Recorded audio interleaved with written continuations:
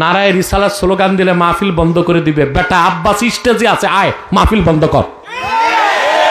বেয়াদব কোথাকার। আমার একটা রূপ দেখছে, আরেকটা রূপ আছে, ওটা দেখে নেই তো। কত মাস্তান, কত ভণ্ড পিটায় জীবনে সিধা করছি আমি। ওগুলো কারা? ওই যে হইচই করতেছে, যারা হুমকি দিয়েছিল মাহফিল বন্ধ করে দিবে, এই নদুবির আন্ডা বাচ্চাগুলোরে সরান।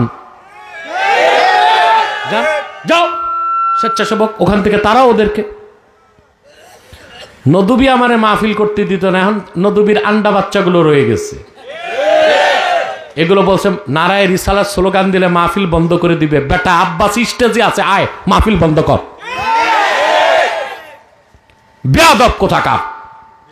নারায়ে রিসালাত সাধারণ কোন মানুষের স্লোগান না, আল্লাহর হাবিবের রিসালাতের স্লোগান। এই স্লোগান হলে এটা ভণ্ডরা দিয়ে কে বলছে? ভান্ডারীরা তো জিকিরও করে, তো জিকির বাদ দিয়া দাও। ভান্ডারীরা তো নামাজও পড়ে, নামাজ বাদ দিয়া দাও।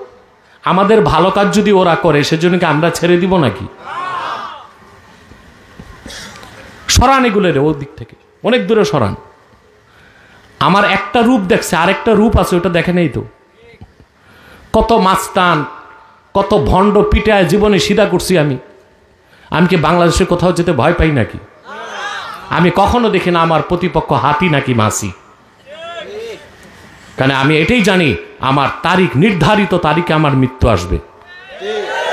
আর কখনো আমার মৃত্যু হয়তো বা হসপিটালে হবে না, হয় রাজপথে হবে, নয় স্টেজে হবে।